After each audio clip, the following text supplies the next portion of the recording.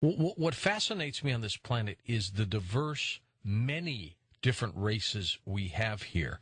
Is it because of environment and locale, or are these all... I've always thought about this. The more we look at the different race groups on planet Earth, you know, we call ourselves the human race, but we're not one race. We're distinctly several different race groups. And that becomes very interesting and often a very sensitive subject, but something that needs to be discussed openly without, you know, racial prejudice and so forth. So it becomes more and more compelling. The evidence becomes overwhelming that we did not really evolve to this point in time. We somehow were manipulated into this point in time. For a specific reason, no doubt. Yeah, exactly. You know, some evolutionists, Michael, would say, George, don't use the word popped up. We evolved, yet it's pretty convincing that we kind of just showed up all of a sudden, isn't it? This cradle of humankind that is being sold to the world doesn't have any human skeletons in it. We have hominids in there, Australopithecus africanus and Mrs. Pless and Littlefoot, and wonderful examples of over 500 fossils that have been excavated from the Sterkfontein caves, just sort of northwest of Johannesburg. Over 500 fossils, if I've got it right. But they're all hominids, no human skeletons there. So these are all the supposedly pre-human evolutionary states. They are not human. This has become a very hot political debate in South Africa because some people believe that you've become a racist and you're drawing racial lines here. It's got nothing to do with that. You've got to call it what it is. You've got to call it as you find it. You can't start becoming politically sensitive to one group or another. No, this is anthropology. Are these all various sex races from other extraterrestrials that have been here and, you know, they've manipulated in their own image? So the Asian person, the Caucasian, the African, they are in the image of the extraterrestrial that came to this planet a long time ago. Have you ever thought of that?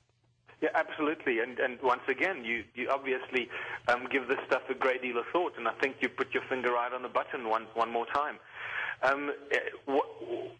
Again, I look at this scientifically, genetically, and ecologically.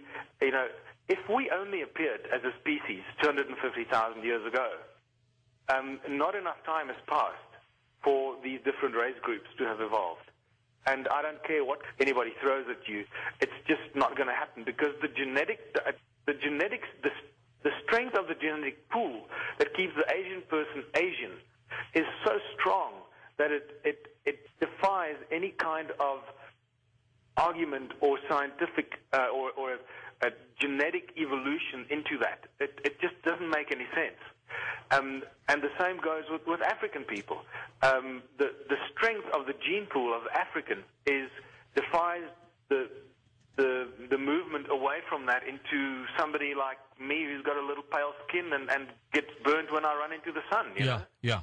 It doesn't make any sense, and there's not enough time that has passed on Earth for us to have evolved so dramatically into these 3 or 4 distinctly different race groups.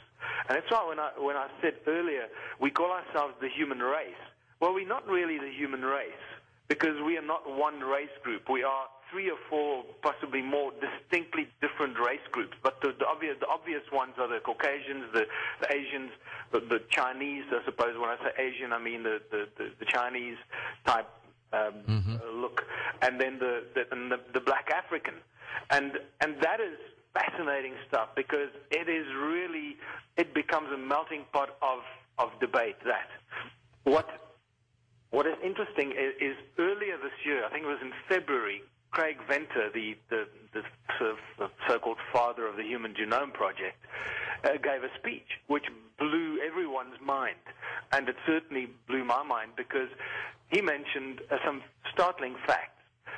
Until very recently, we were all sold the story that all humans are 99.9% genetically the same, right, identical.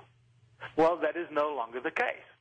Okay, with the Human Genome Project studies, they found out that between people and especially different race groups, there is up to a 2 or a 3% difference in their genetic structure. And that's a big difference, isn't it? It's a huge difference.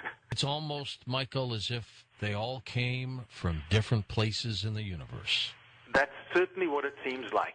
It seems like there might have been a prototype kind of person built here, and then another group by one group of extraterrestrial settlers for a specific purpose.